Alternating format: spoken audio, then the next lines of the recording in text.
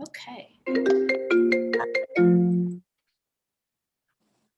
Well, welcome everybody. It's good to see you all, as always. I just want to invite Terry to do a couple of announcements before we get started with our program. Well, the first one is we have our next drop-in on Wednesday, February the 10th. Molly Stone and her choir will be with us, and the theme of the day will be music and love from around the world.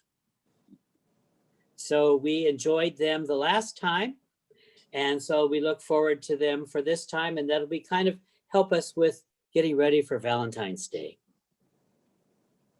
The other thing I want to make an announcement for and then have a moment of silence. Today, January the 27th, is the United Nations Holocaust Remembrance Day. And it's the 76th anniversary of the liberation of Auschwitz and Birkenau in Poland. So in these moments of silence, remember the tragedy, the travesty, the horrificness of that day. And then we want to think positive about never again. Let us be in silence.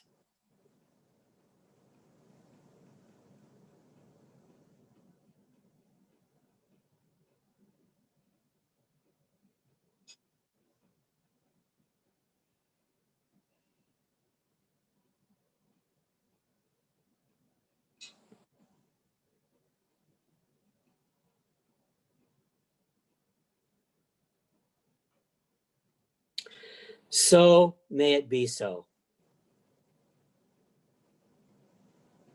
Thank you, Terry. Now I want to introduce our speaker, our presenter, Dorothy Pytel. Dorothy is on staff here at the Village. She's the Special Projects Coordinator for CHPV. In addition to spearheading the dementia-friendly Hyde Park initiative, she manages all of our volunteer programs and everything related to that, such as village visitors. She has a master's degree in public service administration from DePaul University and has been involved with grassroots activism and organizing for 2 decades. Under Dorothy's watch, the Brickyard Community Garden and Woodlawn became a permanent green space, and the Hyde Park Refugee Project grew from an idea to an organization with volunteers of with over 100 active volunteers. We are happy to have her with us today to tell us more about the Dementia Friendly Hyde Park initiative. Welcome, Dorothy. Good morning, or I guess it's good afternoon at this point, everyone. There's doing some snow shoveling right outside my house, so I hope that won't disturb you, but I just feel really, it's a great honor to be speaking with you here today.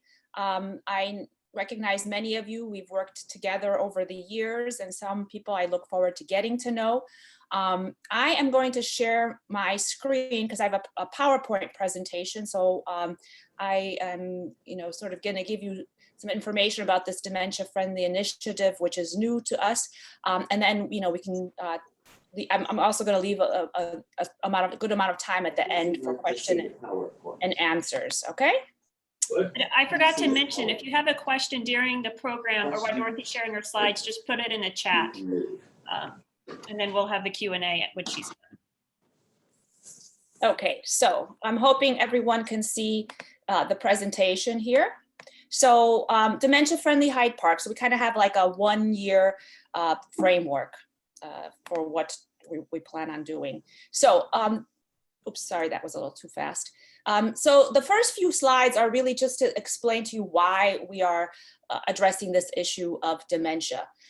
So it's really an issue of numbers. So in 2018, there were approximately 5.7 million people living with Alzheimer's. It's estimated by 2015, just a little bit less than 10 years, it's going to be 7.1. So it's a dramatic increase. And 1 in 10 people, or 10%. I'm sure we just do not have extra money right now. 65 and over have dementia, Alzheimer's, and 80% of those people live at home, and 1 in 5 actually are living alone. So as you can imagine, those issues present challenges. Caregiving being the main one. There's 16.1 million people that are doing caregiving, and this is a big toll. There's approximately, like in 2017, there were 18.4 billion hours of unpaid care, and that's an average of about 22 hours a week that was given by family members, and 83% of caregiving for people with dementia is unpaid caregivers. And there's also economic impact. So research shows that the vast majority, 83% of people who have issues or memory problems, they wind up switching their shopping habits. So really, it's important for businesses to also make accommodations, because there's actually real economics at stake here. So what is Dementia Friendly? Dementia Friendly America is this group that started this. It's really a comprehensive approach to solving or addressing the issue of dementia. It's really about, let me get the pointer here. It's about, looking at the various sectors. So the memory loss and support sector, the legal financial sector, emergency planning and first responders, transportation, banking, communities of faith, businesses. All of these groups play a role in this process. So where are we in Hyde Park? So what we have is we have organizational support from partners. So business leaders, local residential programs, faith communities. We have commitment from elected officials. The Chicago Hyde Park Village has stepped up as the lead agency working on this issue. And then of course we have this formal support from Dementia Friendly America through this designation, which then opens the door to resources. Dorothy, I have a couple of questions in the chat box you might want to address now. Can you read them to me? Because I've Yes, got I will read them to you. Sure. One is, someone asked, are the stats for the US? And a second question, which I think is important, is does Alzheimer's mean any kind of dementia or specifically diagnosed Alzheimer's? So the statistics were for the US. What was the second question? It was about. When you use the term Alzheimer's, are you talking about only people formally diagnosed with Alzheimer's or any type of dementia? When you say the word Alzheimer, it's specifically Alzheimer, but there are other types of dementias. So Alzheimer is just the most prominent version. I don't remember the statistics exactly, but it's the vast majority, but there are other like frontal lobe, and there's also like Parkinson's disease would be under that as well. We do have a dementia friend training. If someone wants to sort of learn more of those details, that's available. Later on in the presentation, I'll also show you some resources, and there's a 95-page fact guide. So if someone wants to really dig into those numbers, I'll show you how you can do that. Are there any other questions at this point? No? Okay. So how does it... Dorothy, there is a question. What is the source of your data? And will you be sharing your PowerPoint after the drop-in so that people don't have to worry about trying to take notes? Absolutely. We can share the presentation. That's not a problem. The source of the data that we're using is Dementia Friendly America. And again, I'll show you where the link is to that resource as well as this other fact sheet. So or this report. So all of that is available. Enjoy this presentation. Feel free to step back. Don't have to take any notes. We'll share all of this. So continue on. So how does a community get this designation, this dementia friendly designation? So This initiative really started in September of 2015. There was a conference on aging at the White House. So it started at the very high levels. And then this initiative, Dementia Friendly America, was created, and it's administered by a group. It's a national network, and it's administered by the National Association of Area Agencies on Aging. And there's a lot of A's there. And so they're just referred to as N4A to make it life a little bit easier. And so when we say that we are in Hyde Park a dementia friendly community, this designation comes from this group, Dementia Friendly America. And it's a national designation. And Hyde Park is the first community in the city to receive this designation out of all the 77 communities. So we're very proud. And I believe as of now, we're the only community in Chicago, though other communities like South Loop are in the process, and we're very collaborative. So if another community is interested, or you know people in another community that want to organize, send them our way. We'll connect them to the right resources. This is all about sharing resources. And if you're curious, we got our designation in September 2020. So it's still very fresh. And specifically, if you kind of really want to know the nitty gritty, the application sort of had several phases. We had to prepare a memo that went into detail about some of the goals that we would like to achieve. We needed a minimum of 3 letters of support. The Dementia Friendly America initiative is really about bringing different parts of the community together. So that's why there's this minimum. I believe we had 16 when we submitted our application. So we were really proud. We used the application process already as an opportunity to build relationships. And then we required a letter of support from, at the Illinois level, there's like a formal group of leaders leading the initiative. So they also gave us a letter of support. So this Hyde Park initiative is really, if you can think about it, there's 2 separate prongs of this approach. One is a community-wide approach, doing outreach and publicity. And then the second part, we're calling it sector working groups. And when we use specific terminology like sector, we are using the wording that Dementia Friendly America has established. So they call them sectors. So we're calling them sectors so that we can really be in line with what they're doing. So this is the community-wide part of it. So what we've done is we've developed an advisory committee, and this connects the voices of people with dementia in the community, their caregivers, friends, neighbors, the people who know the challenges and the burdens of living with dementia the closest. And that group started meeting in September. It meets bi-monthly, and it's just an opportunity to connect and to get their feedback sort of on the direction this initiative is taking. The second part that we're doing is developing an action team.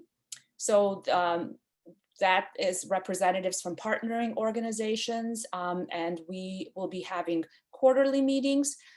Those meetings really are intended to just coordinate planning, to discuss progress, but also to be accountable, because when you meet every quarter, then you've got to have some deliverables because you're accountable for that, and to support the work of that second prong, the working groups. And all the groups that gave us a letter of support are what this action team will be.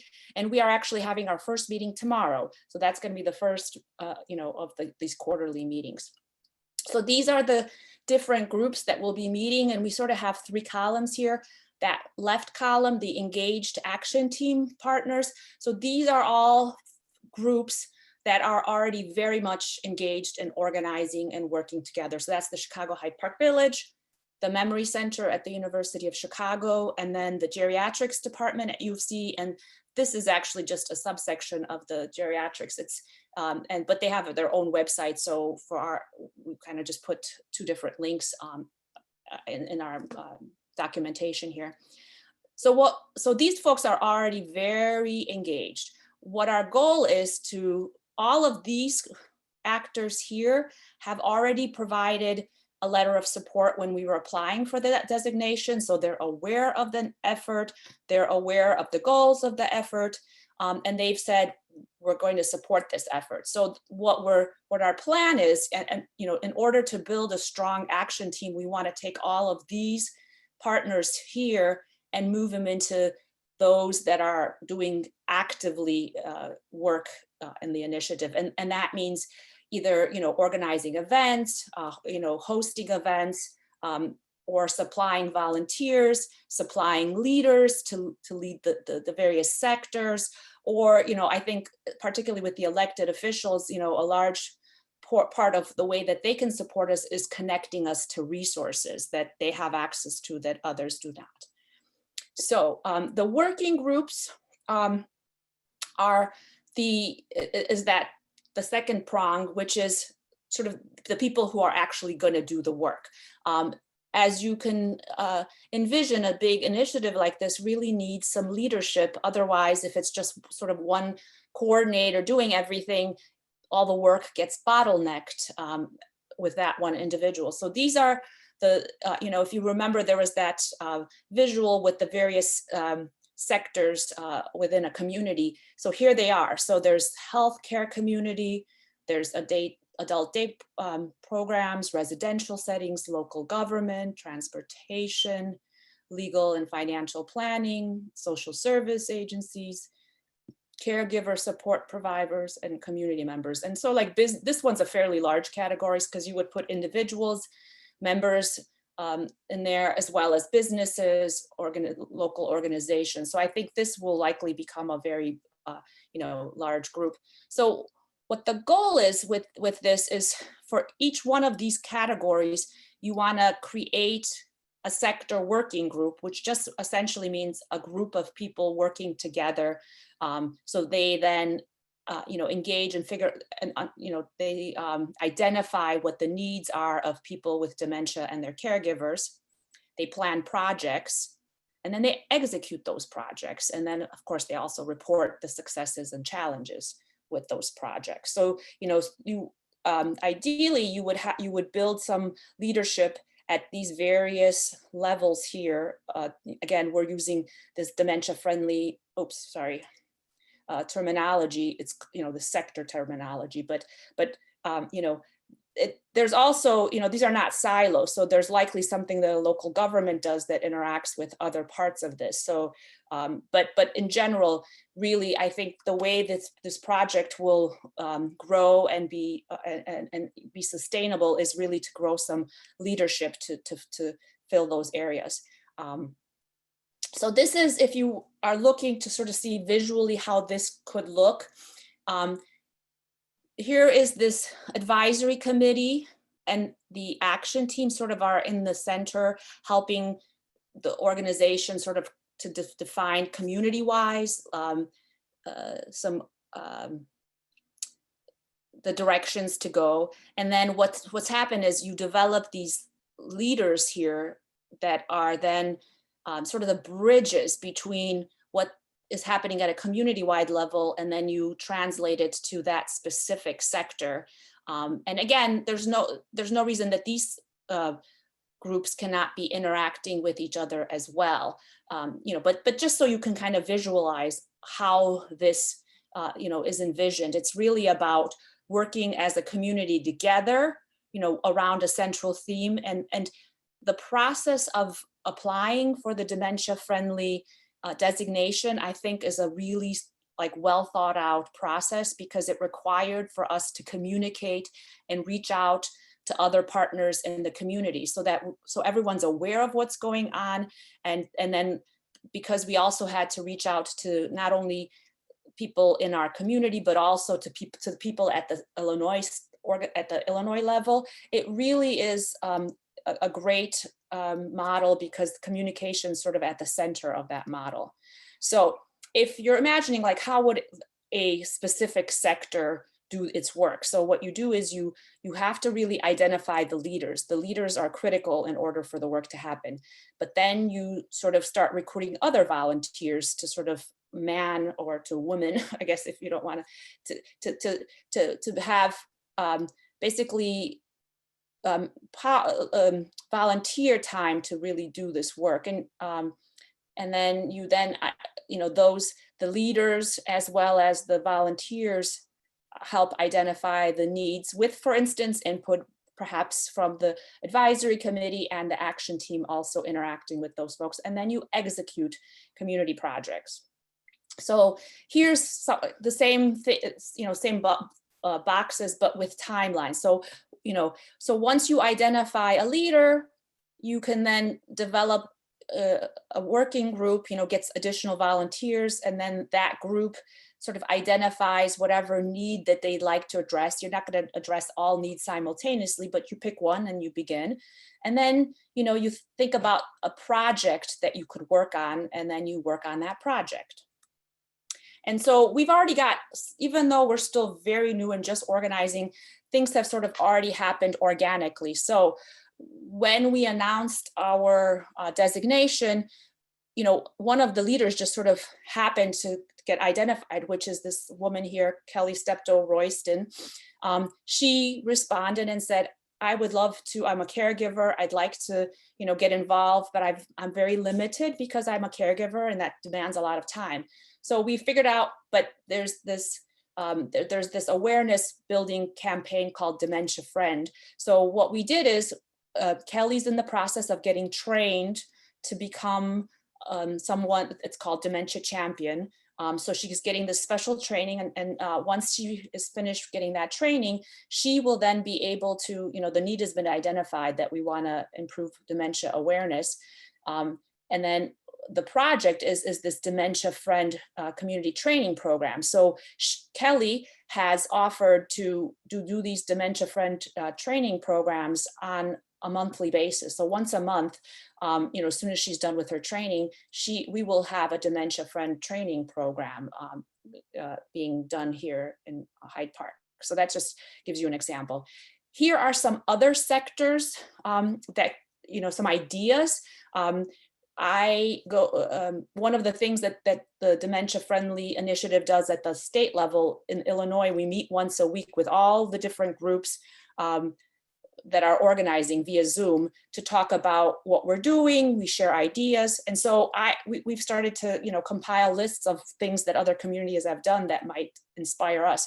So one community, for instance, created a logo through a contest with local schools.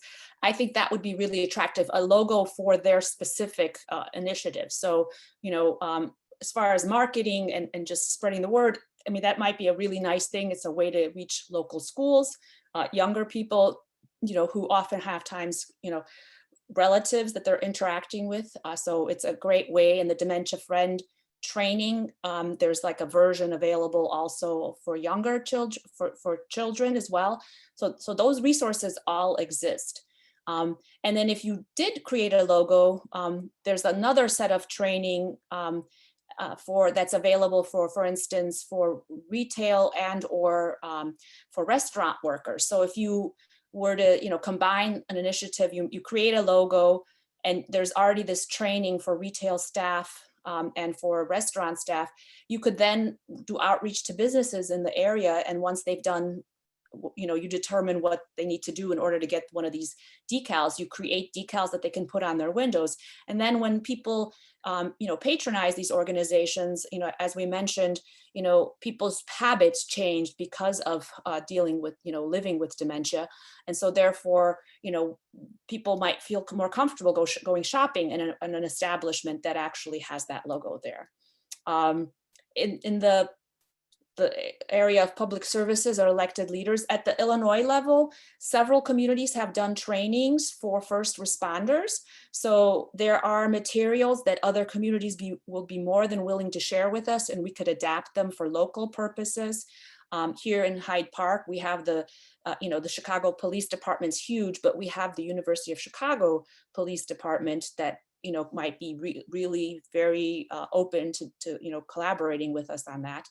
One other idea could be that we might map the sidewalks in Hyde Park for accessibility. And then, once we get that mapped, we could then, with that data, reach out to the elected officials and try to find out, are there resources available for us to make improvements?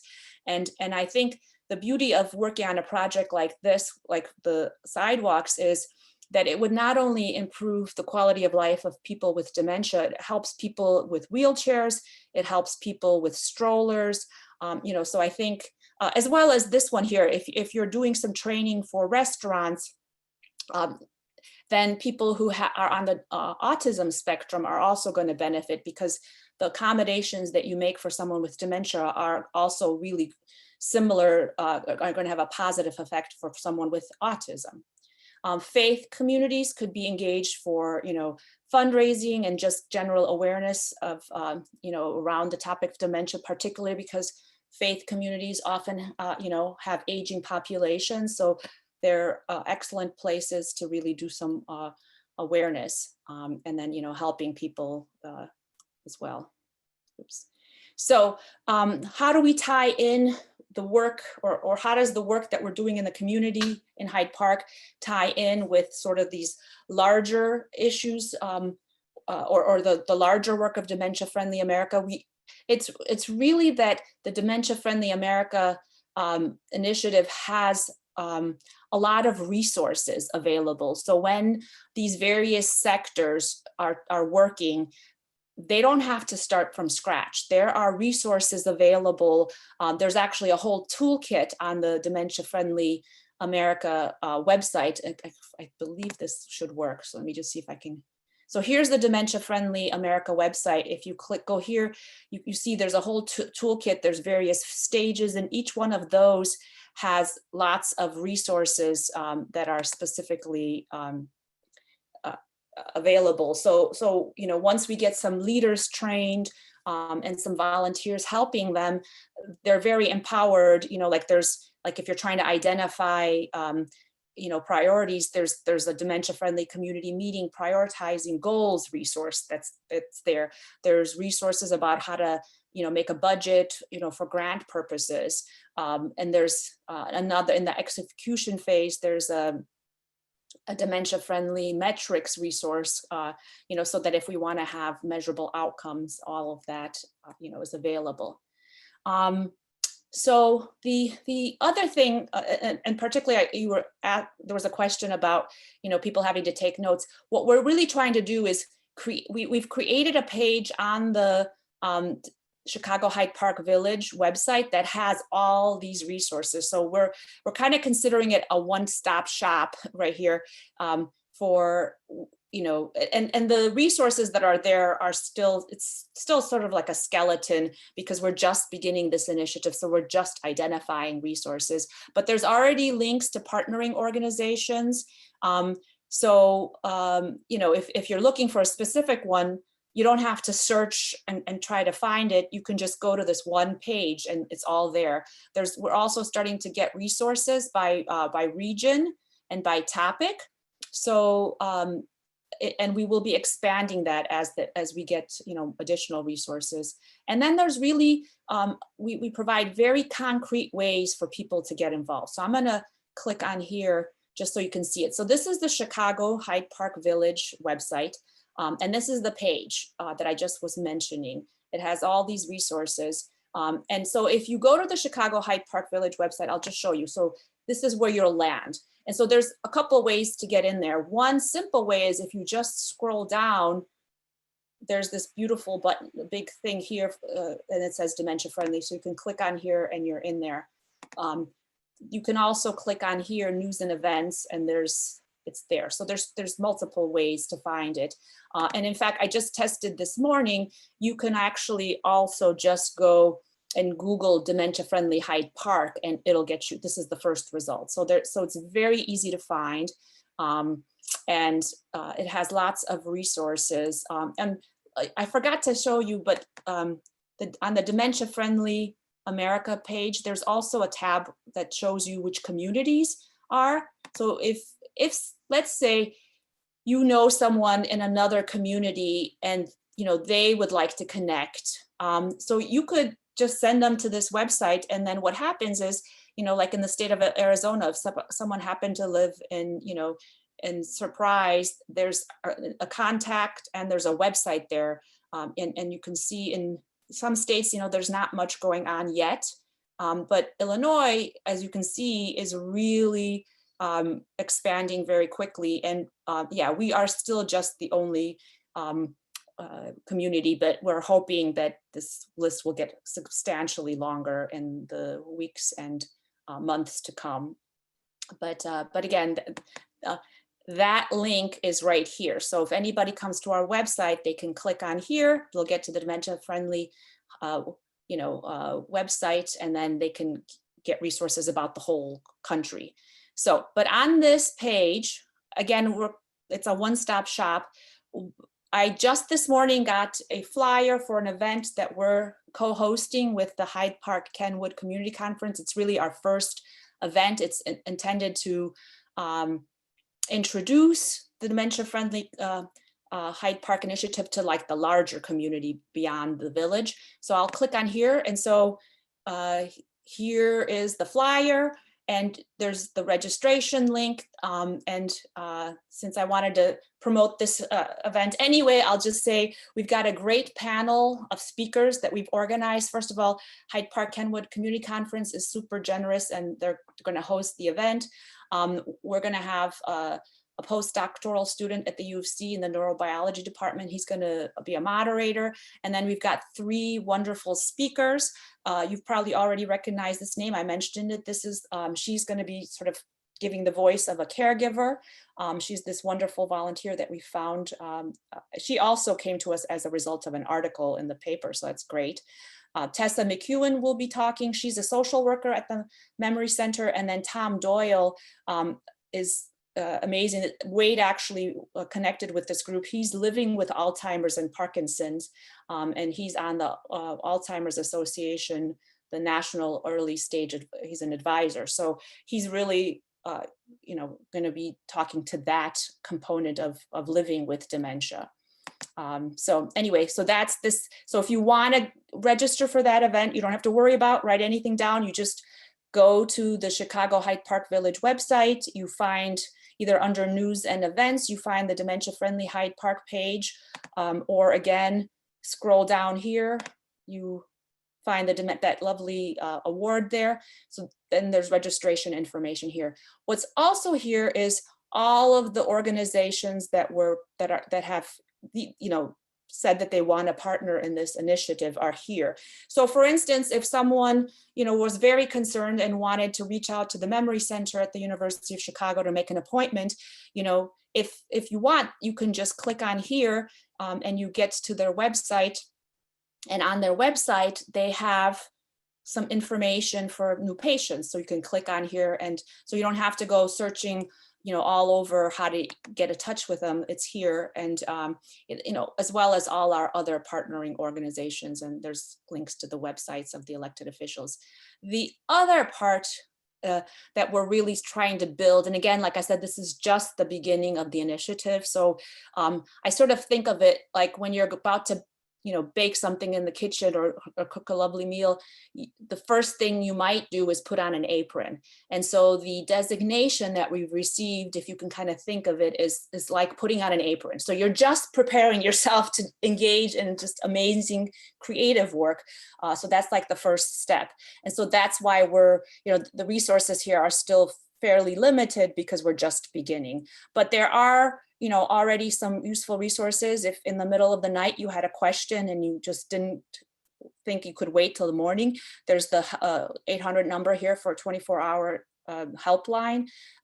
This is the 2020 Alzheimer's disease facts and figures. So people who really wanted to dig into the data, here's one resource, and I'll just scroll a little bit here, but it really gets into the nitty-gritty. Someone had asked about different kinds of diseases of dementia. So there's Alzheimer's disease, there's cerebral vascular disease, Lewy body, frontal temporal lobe. So, and there's Parkinson's. So you can see, you can get very detailed information here, but they do, talk I don't want to get into the details here right now, but it's there. So if someone wants to check that out, it's available. There's this is the early onset group that Tom, who's going to be speaking, he's a member of that group or involved with the Alzheimer's Association there. This is just some local resource.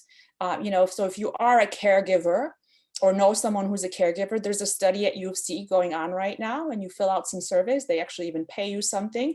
That data is extremely valuable because it then informs the way that resources, that researchers are looking at ways that caregivers are, burdened and trying to figure out alternative resources that could be made available to them. So again, that's what this by topic part of this website is. And then we've also left some information here. So what are some specific things you can do? So if you yourself were worried about yourself or someone else, you could click on here. You can get a virtual memory screening. So the Alzheimer's Association offers this. It's actually a real appointment with a real person. There's information on how to do it, and they schedule, I believe it's a 15-minute appointment, either via FaceTime or Zoom or whatever technology you're comfortable using. That all works, and you can participate in clinical trials. Here's again a link to the Alzheimer's Association, and down here they explain what clinical trials are and why you might want to participate in one. Again, as we get more resources, we'll be adding them. There is this Dementia Friend program that we've been talking about. So it's possible to just click on here, for instance, and you go to the link, the Dementia Friendly link, and you could do within 10 minutes, do a training. You just have to watch a couple videos. And then you get a lovely certificate. So if you do that, make sure you send me a copy because we're keeping track. That's one of the ways we can sort of track our progress.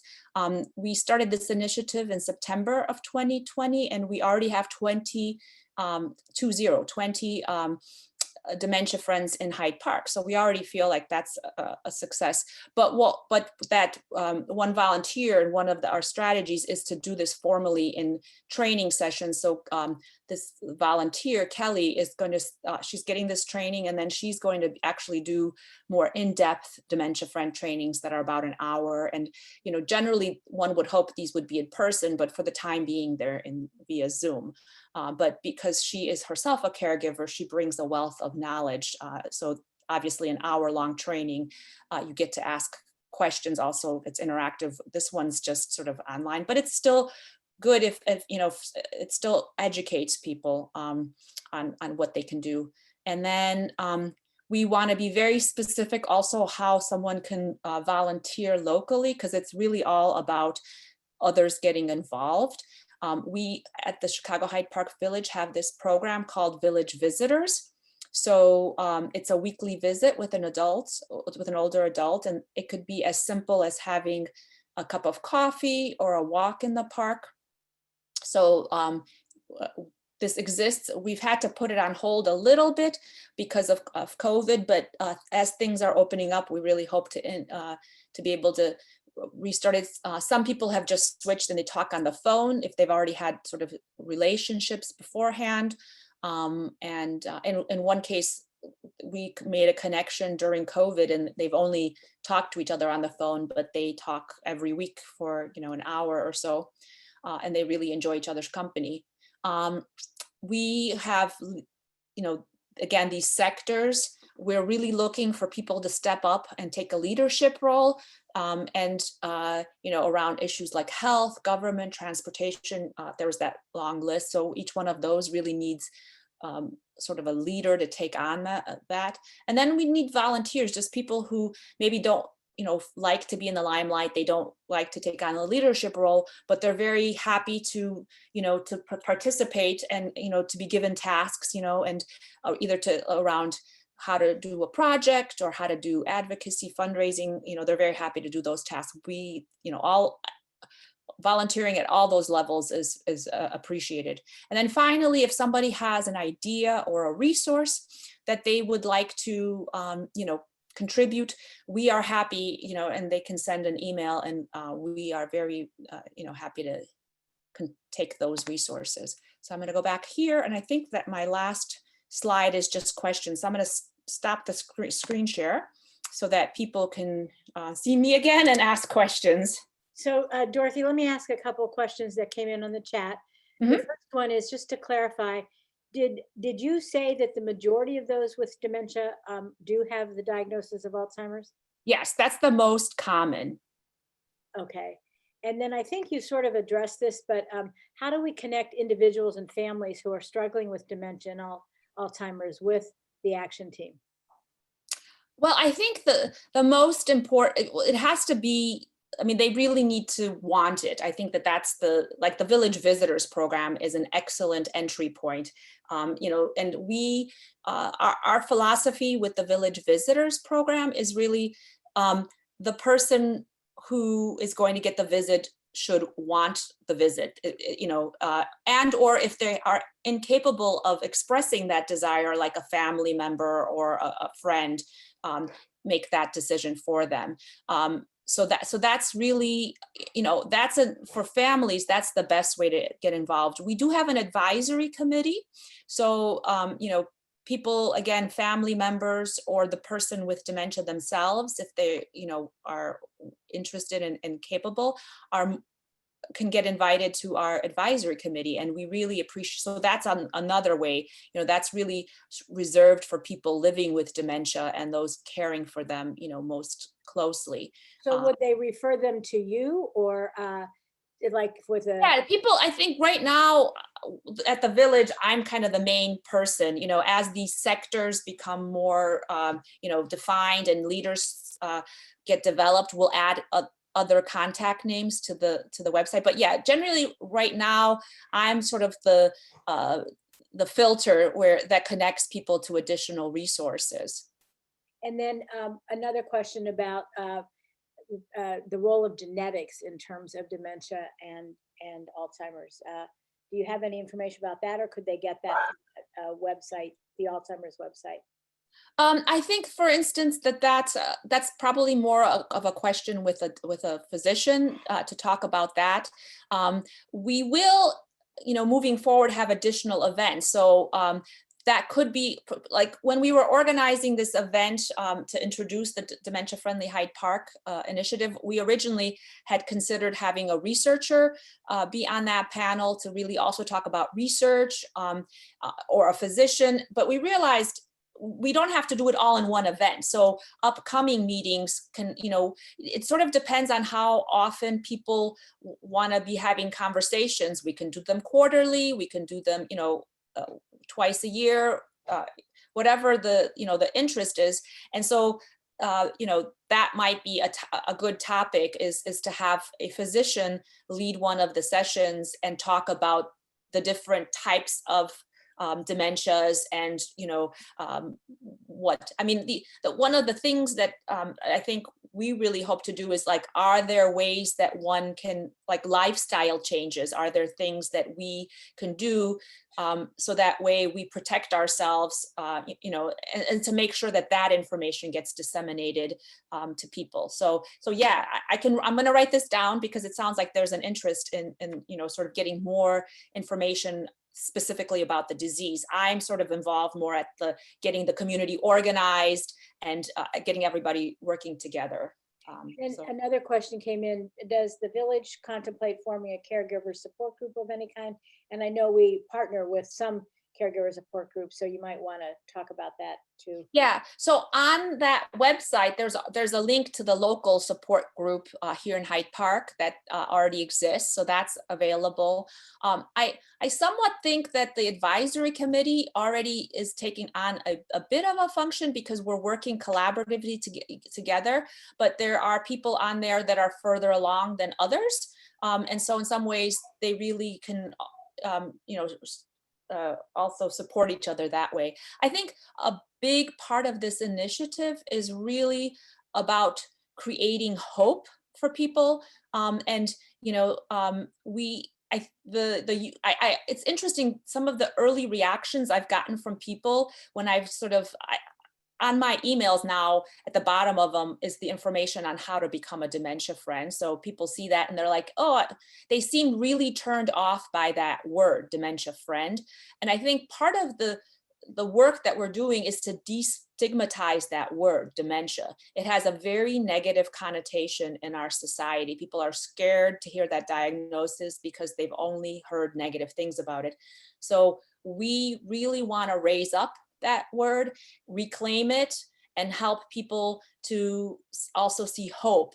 And there are people living with dementia that have good lives, good quality of life. And so we want to really, help create more resources so that they can, benefit from those resources. We want to create resources for caregivers. Like our Village Visitors program is a great example. Right now that program, brings in a volunteer for an hour to help people.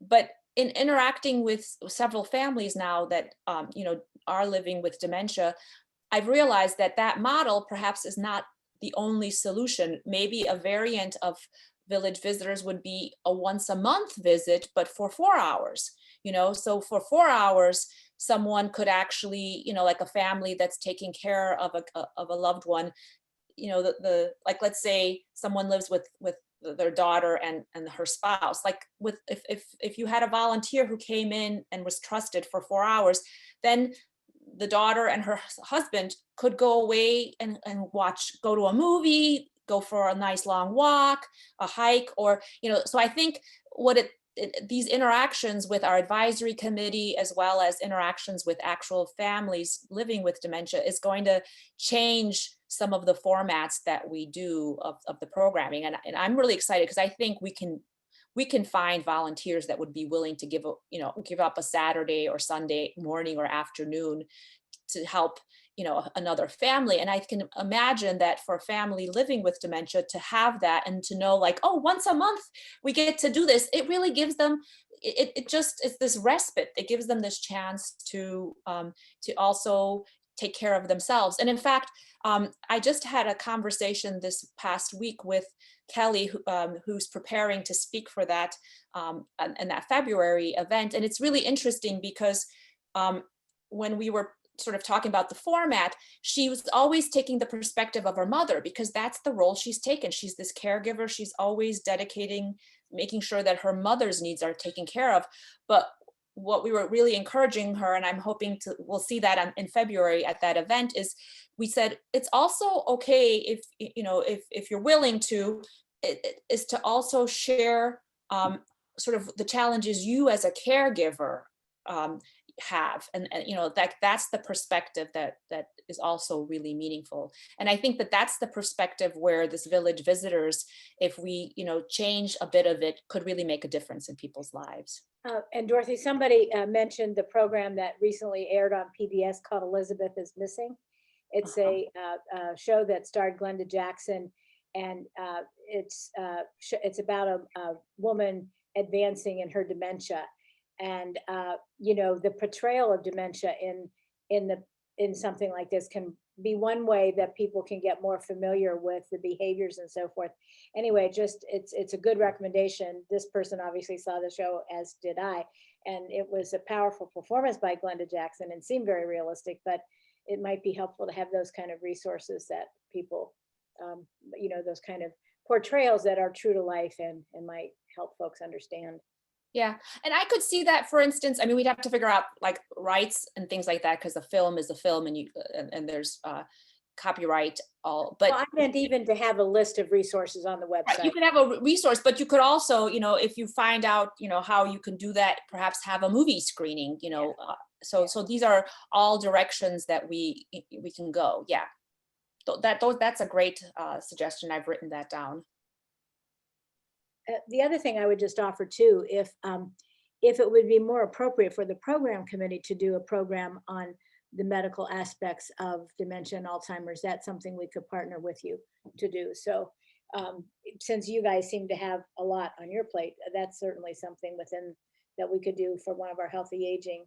I think that would be great. I think, for instance, the memory center would be a great local resource that we could have them, talking about the medical aspects of dementia.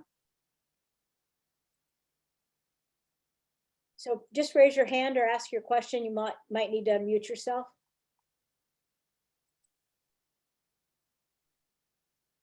Any other questions about all this wonderful work that Dorothy's been up to? And many people here already have been quite involved. I mean, I recognize Kathy's here. She was really critical in helping us get letters of support from elected officials. And Drain's been helpful with the advisory committee. Josie's husband is also been helpful. And Josie also met a couple times initially when we were just, kind of thinking about this as an idea. So a lot of folks are already quite involved, and it's exciting. We're here, so send resources our way. We're just again just beginning to get our sleeves rolled up to get involved in this work. Yeah, Josie was the one who recommended Elizabeth is missing. So good reference there. Yes. Thank you, Thank Dorothy. you. Thanks. Well, thank you so much, Dorothy, for this presentation, and of course for all your work. And thanks to all of you for joining us today. Just reach out if you have questions or if you have an idea that comes up, either one of us. We are not physically in the office together, but we're both working and available. So please reach out, and have a good afternoon. And thanks again for joining us.